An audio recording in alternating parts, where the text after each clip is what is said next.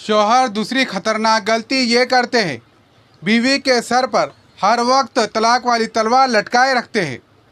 ज़रा सी कोई बात हुई, मैं तुम्हें फ़ैसला दे दूँगा, मैं तुम्हें घर पहुँचा दूँगा, मैं तुम्हें छोड़ दूँगा।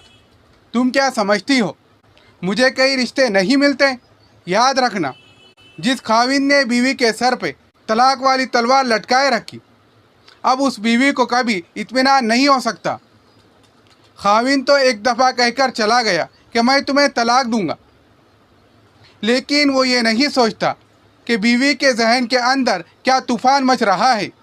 उसको तो अपनी ज़ात बेसहारा नज़र आने लगती है।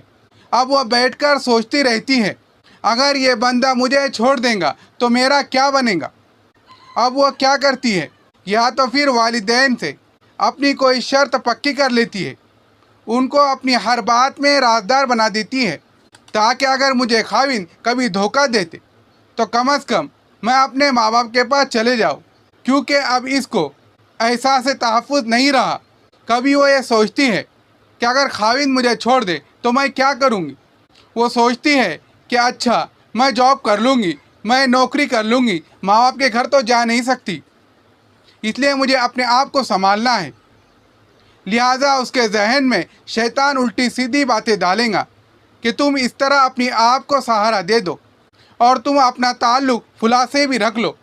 हमने तजुर्बा किया है कि जो लोग बात बात पर कहते हैं कि हम तुम्हें तलाक दे देंगे, उनकी बीवी अगर दीनदार ना हो तो वो दूसरे मर्दों के चक्कर में पड़ जाती है।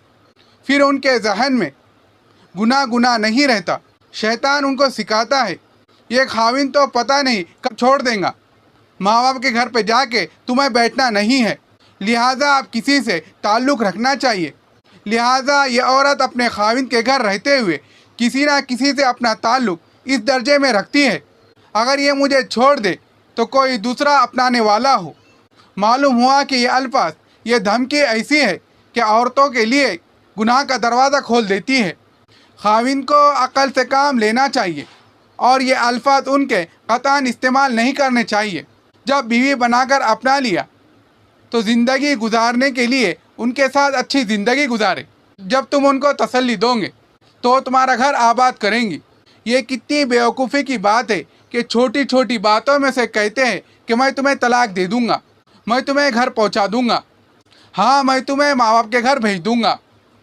इससे यह होता है कि औरत के जहन में अनजाना सा खौफ रहता है, लिहाजा वो खाविंद के साथ कभी वफ़ादार नहीं रहती। खाविंद नहीं समझता कि तलाक का लफ्ज़ औरत के लिए बिजली की तरह होता है, लिहाजा इस लफ्ज़ों को कभी इस्तेमाल नहीं करना चाहिए। हमारे तजुर्बे में एक बात आई, एक मियाँ बीवी थी।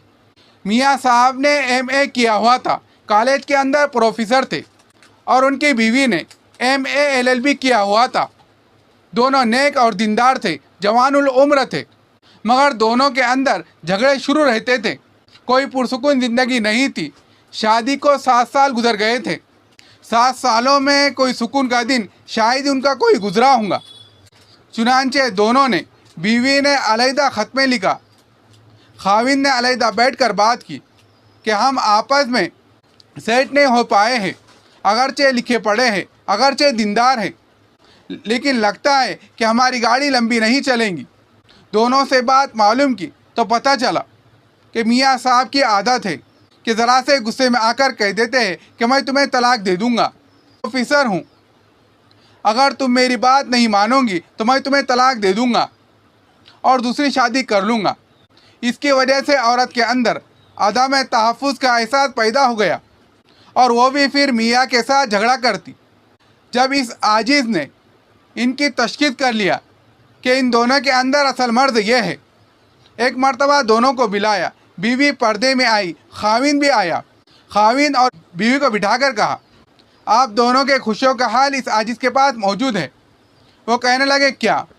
मैंने खाविंद से कहा, मैं हल आपको बताता हूँ, मगर वादा करो कि इसको पूरा करोगे। मुझे उम्मीद है कि इसके बाद तुम्हारी ज़िंदगी जन्नत का नमूना बन जाएगी। वो बड़े हैरान हुए कि ऐसा कौन सा अमल है।